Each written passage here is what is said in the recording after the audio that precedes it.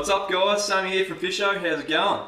Now I'm back in the kitchen today and the chances are, if you're watching this, then you've got onto a few fish and you're looking for a new recipe on how to cook them. Now I've got an absolute pearler for you today. It is one of my favourites and by far the tastiest fish recipe I know. For the moment. I'm forever growing my repertoire. But it is Panko and Parmesan crusted fish.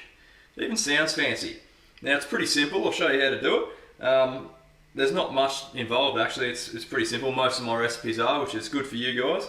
Nice and quick to do. Now, what I've got here, I've got some cooking butter, I've got some Parmesan cheese. Now, this Parmesan, it's not the grated or the flake stuff. I don't know how to describe it. Parmesan dust. I don't know what the correct term is, but let's go with Parmesan dust.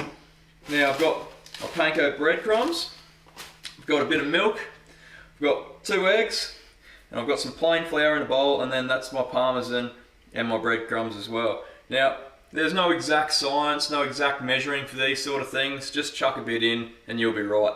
We're fishermen, we're not chefs. Let's just keep it simple.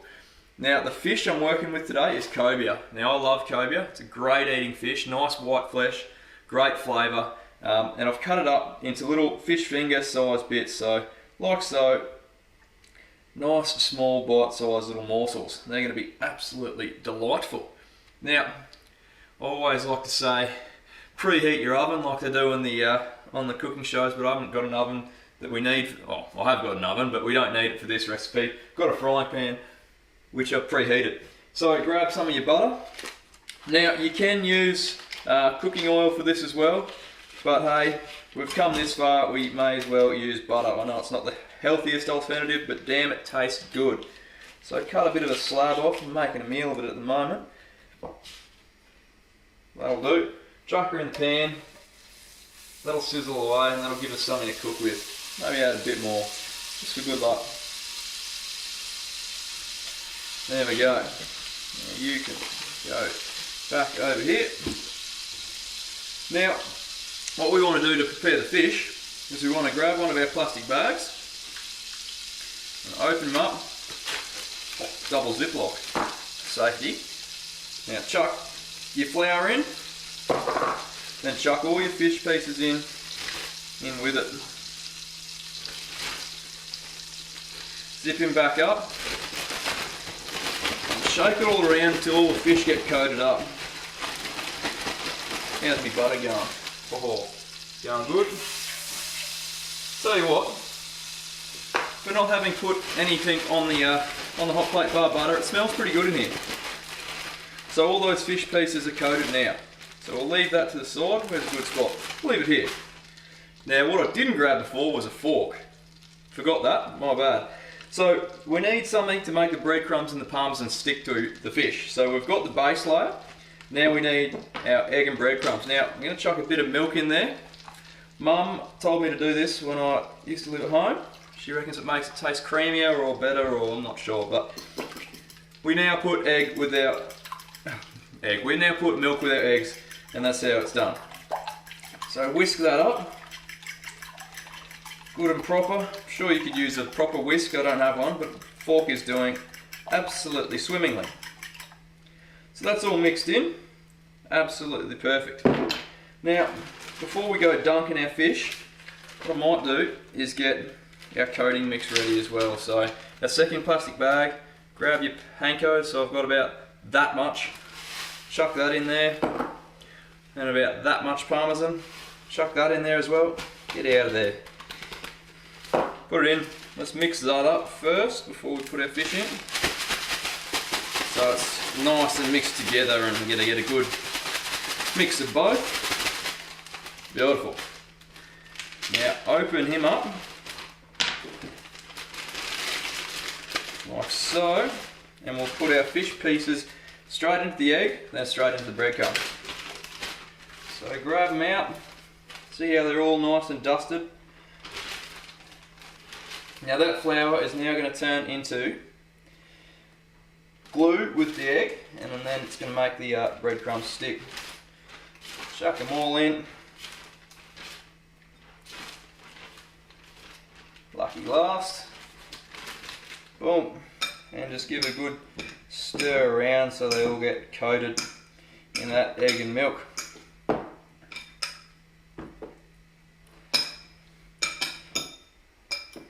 Yeah. I reckon that's about done it. So strip them off and chuck them straight in your breadcrumbs.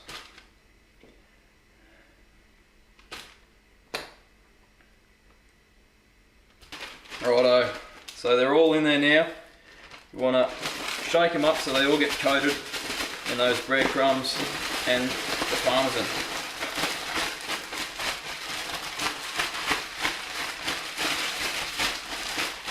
Almost got away from me. Boom, done. Move that out of the way. And just use our fingers, I reckon. Grab these guys and chuck them straight into the butter. Whoa, they sound the goods already. Now we're going to cook these pretty quickly. Might crank the temperature up a bit on the fry pan. But get them all in.